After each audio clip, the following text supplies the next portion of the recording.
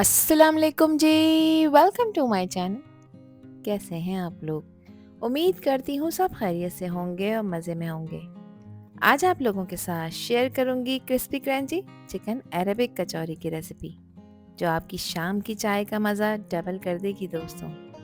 Crispy golden crust और अंदर से मसालेदार और चिकन का वो ज़बरदस्त फ्लेवर जो आपके टेस्ट बड्स को खुश कर दे। और इतना सिंपल है इसको बनाना कि इसे बनाकर आप अपने मेहमानों और घर वालों को सरप्राइज कर सकते हैं। तो घर में हो शाम की चाय का इंतज़ाम या फिर आ रहे हों आपके मेहमान, ये एक सुपर हिट रेसिपी बन जाएगी। तो फिर रेसिपी को एंड तक देखें, अच्छी लगे तो लाइक भी कर दें और चैनल पर न्यू हैं तो चैनल को भी ज़रूर सब्सक्राइब कर दें। तो चलें फिर मज़ेदार सी क्रिस्पी क्रंची कचौरियाँ बनाना स्टार्ट कर लेते हैं। क्रिस्पी क्रंची चिकन कचौरी बनाने के लिए दोस्तों यहाँ पर मैंने लिया है 2 कप मैदा। मैंने मेजरिंग कप का यूज़ किया है। आप लोग चाहें तो घर में जो चाय पीने वाला रेगुलर कप होता है उससे इसकी मेजरमेंट कर सकते हैं।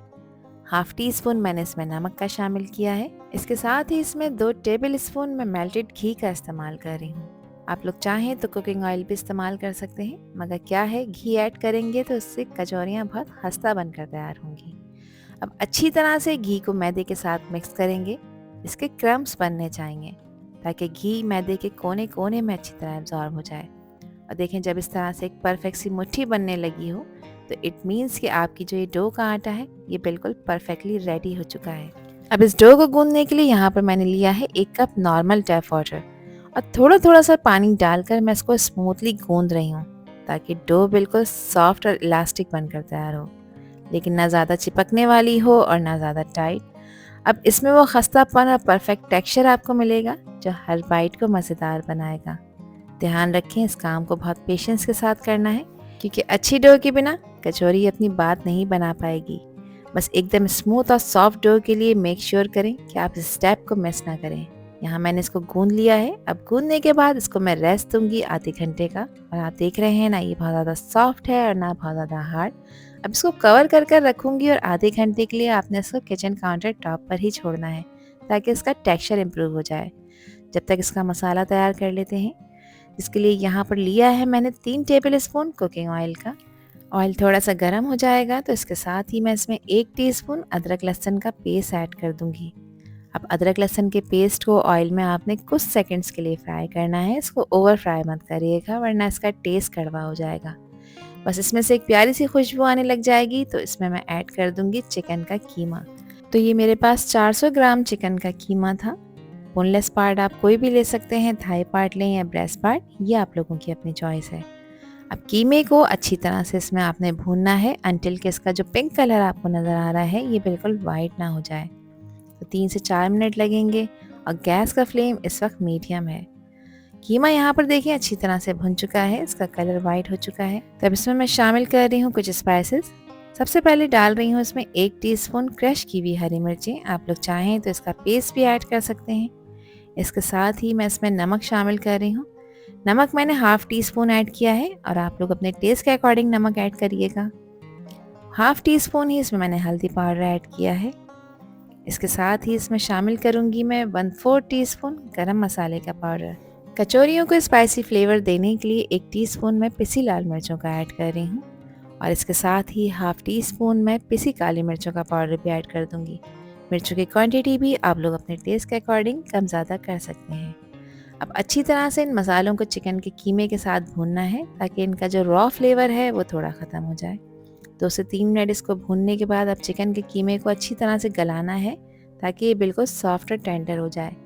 तो चिकन के कीमे को गलाने के लिए यहाँ पर मैं इसमें पानी शामिल कर रही हूँ। अब पानी मैंने आधा कप ऐड किया है, इससे ज़्यादा ऐड नहीं करना क्योंकि ये चिकन का कीमा है, गलने में ज़्यादा टाइम नहीं लगाएगा। तो अब इसको कवर कर कर मैं पकाऊंगी लो फ्लेम पर 8 से 10 मिनट के लिए। ये चिकन का कीमा है तो 8 से 10 मिनट में अच्छी तरह से टेंडर हो जाएगा। 10 मिनट हो चुके हैं चिकन के कीमे को पकते हुए। चेक कर लेते हैं क्या कंडीशन है। तो कीमा अल्हम्दुलिल्लाह यहाँ पर बिल्कुल रेडी हो चुका है। अब इसको मज़ीद एक अच्छा फ्लेवर देने के लिए इसमें मैं कुछ चीज़ें ऐड कर रही हूँ। सबसे पहले मैं इसमें शामिल कर रही हूँ प्याज। अच्छा, एक मीडियम साइज़ की प्याज को मैंने रफली चॉप करके इसमें ऐड कर दिया है। प्याज डालने से इसका फ्लेवर बहुत ज़्यादा इन्हेंस होगा। अच्छी तरह से मिक्स कर लेंगे। अब प्याज को आपने ज़्यादा सॉफ्ट नहीं करना है, इसको क्रंची ही रहने देना है बस कुछ सेकंड्स के लिए आपने इसको फ्राई करना है, तकरीबन आधे मिनट के लिए। अब इसके फ्लेवर को और भी ज़्यादा रिच बनाने के लिए इसमें 2 टेबल स्पून मैं हरे धनिए का इस्तेमाल कर रही हूँ और हरा धनिया मैंने बारीक काट कर ऐड किया है। और इसमें शामिल किया है 1 टेबल स्पून पुदीने के पत्तों का। पुदीने के पत्तों को भी मैंने बारीक काट कर इसमें ऐड किया है। बस अब अच्छी तरह से मिक्स करेंगे। स्टफिंग हमारी बिल्कुल रेडी हो चुकी है। मैं करीब से आपको चेक करा देती हूँ। देखिए कितनी ज़बरदस्त चिकन की स्टफिंग बनकर तैयार हुई है। बस गैस का फ्लेम ऑफ करेंगे और इसको कम्प्लीटली ठंडा कर लेंगे। अब देखें डो को रेस्ट दिए हुए आधा घंटा कंप्लीट हो चुका है। डो का टेक्सचर भी इम्प्रूव हो चुका है। अब आपने करना ये है कि इसको 4 इक्वल पार्ट्स में डिवाइड कर देना है। इसके लिए एक तेज़ नाइफ़ की ज़रूरत पड़ेगी आपको। 4 इक्वल पार्ट्स में डिवाइड करने के बाद अब एक पेड़ा मैं लूँगी। जिस तरह से हम रोटी पकाने के लिए पेड़ा बनाते हैं, सेम इसी तरह से आपने पेड़ा बनाकर तैयार कर लेना है। अब इस पेड़े को बेलने के लिए यहाँ पर एक फ्लैट सरफेस की नीड है, तो मैं अपने किचन काउंटर टॉप पर ही ये काम कर रही हूँ। थोड़ा सा ड्राई मैदा काउंटर के ऊपर डस्ट करेंगे ताकि इसको बेलते वक्त डो चिपके नहीं। अब हाथ की मदद से प्रेस करते हुए इसको थोड़ा सा फ्लैट करना है और फिर रोलिंग पिन से आपने इसको अच्छी तरह से बेल लेना है। और इसको इतना बारीक बेलना है दोस्तों जैसे हम घर में चपाती बनाते हैं। जितना पतला आप इसे बेलेंगे उतनी ही क्रिस्पी कचौरियाँ आपकी बनकर तैयार होंगी। तो ये इम्पॉर्टेंट पार्ट है आपकी रेसिपी का, इसको आपने बिल्कुल भी मिस नहीं करना। तो यहाँ मैं आपको चेक करा देती हूँ, इसको मैंने बेल लिया है कि आपने इसको कितना पतला रखना है। तो इतना पतला बेल कर आपने इसको तैयार करना है जैसा आपको वीडियो में नज़र आ रहा है। और अब इस पूरी रोटी के ऊपर मैं लगा रही हूँ घी। कुकिंग ऑयल का आपने इस्तेमाल नहीं करना क्योंकि घी से ये कचौरियाँ बहुत ही खस्ता बनकर तैयार होंगी। तो एक ब्रश की हेल्प से मैं घी को लगा रही हूँ ताकि अच्छी तरह से घी इसके ऊपर लग सके। और अब एक छन्नी में मैंने डाला है मैदा और मैदे को मैं इस तरह से इसके ऊपर डस्ट कर रही हूँ ताकि ये पूरी रोटी को कवर कर ले। तो ये बहुत इंपॉर्टेंट पार्ट है दोस्तों, इसको बहुत ध्यान से आपने देखना है और फॉलो करना है ताकि बहुत ही खस्ता कचौरियाँ आपकी भी बनकर तैयार हों। तो अच्छी तरह से देखें पूरी रोटी के ऊपर मैंने मैदा डस्ट कर दिया है। अब आपने करना ये है कि इसका एक कॉर्नर लेना है और इसको इस तरह से फोल्ड कर देना है। और इस कॉर्नर को फोल्ड करके आपने इसको थोड़ा सा प्रेस करना है ताकि अच्छी तरह से इस पर चिपक जाए। और अगेन अब दूसरे कॉर्नर को भी आपने इस तरह से उठा के फोल्ड कर देना है। दोनों कॉर्नर्स को सेम साइज में फोल्ड करना है और फोल्ड करने के बाद अगेन इसके ऊपर घी लगाएंगे। घी लगाने से इसके ऊपर एक नेचुरल लेयरिंग और फ्लेकी टेक्सचर आएगा जो कि खाने में बहुत ज़बरदस्त लगेगा। ये बहुत इंपॉर्टेंट स्टेप है जो इसे खाने में बहुत टेस्टी बनाएगा। अब दोबारा से इसके ऊपर मैदा इवनली डस्ट कर देंगे और मैदे को अगर आप छन्नी से डस्ट करेंगे ना तो इससे ये है कि इवनली इसके ऊपर स्प्रेड होगा। तो दोनों तरफ देखिए मैंने अच्छी तरह से इसके ऊपर मैदा डाल दिया है। अब आपने करना ये है कि एक कॉर्नर अगेन उठाना है और इसको इस तरह से इसके ऊपर ओवरलैप कर देना है। और ओवरलैप करने के बाद अब आपने इसको दोबारा हाथ की मदद से प्रेस करना है ताकि अच्छी तरह से इस पर चिपक जाए। अब दोबारा रोलिंग पिन की हेल्प से मैं इसको बेल लूँगी। बेलने से ये होगा कि ये साइज़ में थोड़ी बड़ी हो जाएगी और साथ साथ पतली भी हो जाएगी। पतली होगी तो इसकी लेयर अच्छी बनेगी जिससे क्रिस्पी कचौरी बनकर तैयार होगी। अब इसके ऊपर मैं लगा रही हूँ दोबारा से मेल्टेड घी। ये वो मैजिक है दोस्तों जो कि कचौरी के टेक्सचर को परफेक्ट क्रिस्पी और लेयर्ड भी बनाएगा। घी लगाने के बाद दोबारा से इसके ऊपर मैदा डस्ट कर देंगे। मैदा डस्ट करने से ये होगा कि इसके लच्छे अच्छे बनकर तैयार होंगे और ये चिपकेंगे नहीं।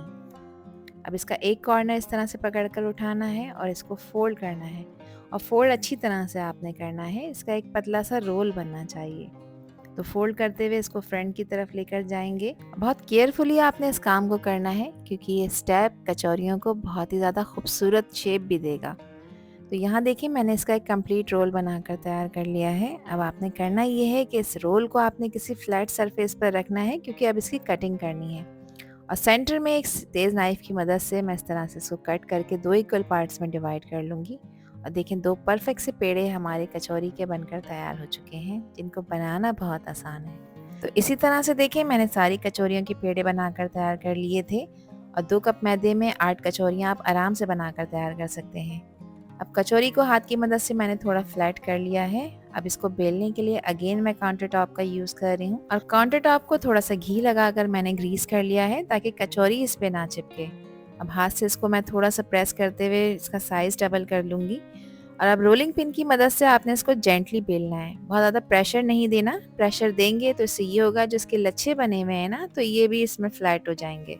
तो यहाँ देखें एक परफेक्ट कचौरी की बेस तैयार हो चुकी है और मैंने इसको इतने साइज़ का बेला है जैसे किसी छोटे साइज़ की पूरी होती है। और देखें इसके लच्छे भी बिल्कुल ख़राब नहीं हुए क्योंकि इस मैंने ज़्यादा प्रेशर नहीं दिया।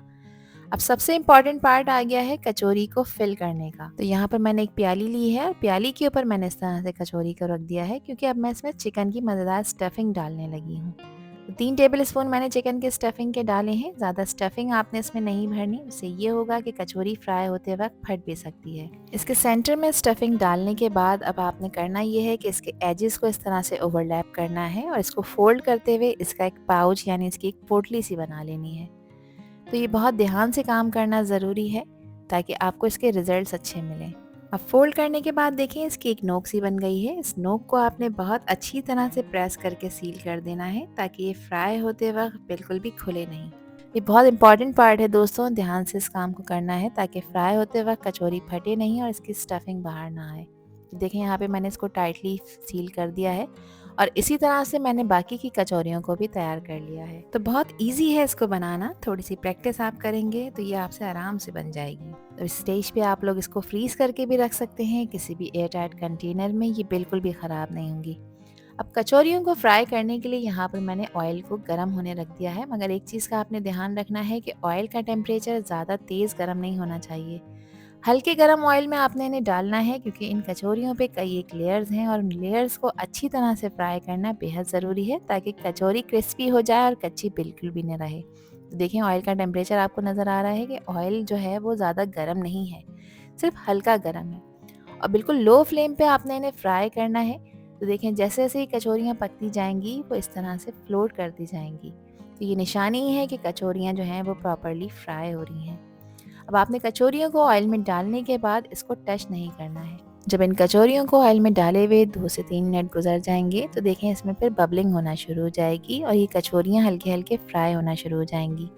तो लो फ्लेम पे ही आपने इन कचौरियों को फ्राई करना है तकरीबन 8 से 10 मिनट के लिए ताकि ये अंदर तक प्रॉपर पक जाएं, ऊपर से क्रिस्पी हो जाएं और अंदर से सॉफ्ट और जूसी बनकर तैयार हों। तो देखें 3 मिनट के बाद ये कचौरियाँ सरफेस पर आ गई हैं ऑयल की और ये फ्लोट हो रही हैं। तो अब मैं इसकी साइड चेंज कर रही हूँ और बहुत जेंटली आपने इस काम को करना है ताकि कचौरी फटे नहीं। तो इनका जो टोटल फ्राइंग टाइम है वो 10 से 12 मिनट है।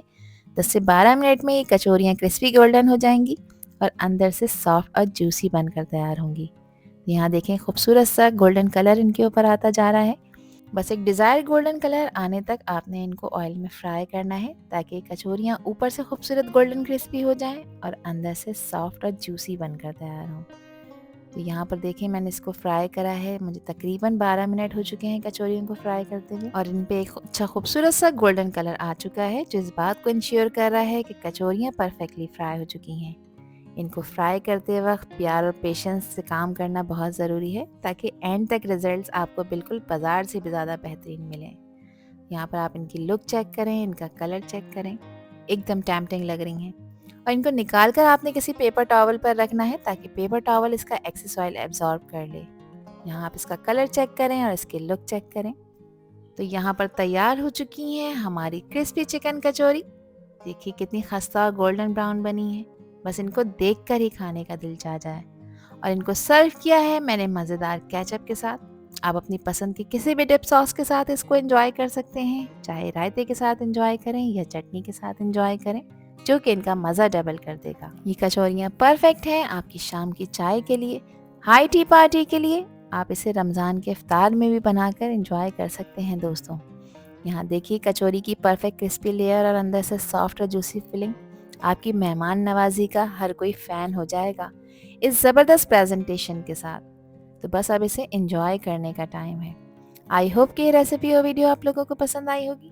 पसंद आई हो तो कमेंट सेक्शन में अपना प्यार से फीडबैक मुझे लाजमी शेयर करिएगा और चैनल पर न्यू है तो चैनल को भी ज़रूर सब्सक्राइब कर दीजिएगा। आपसे फिर मिलूंगी इंशाल्लाह एक न्यू वीडियो में एक न्यू रेसिपी के साथ। जब तक हादिया को दीजिए इजाज़त। अपना बहुत ख्याल रखिएगा, अपनों का भी ख्याल रखिएगा और मुझे भी अपनी प्यारी दुआओं में याद रखिएगा। अल्लाह हाफिज़, अल्लाह निगहबान।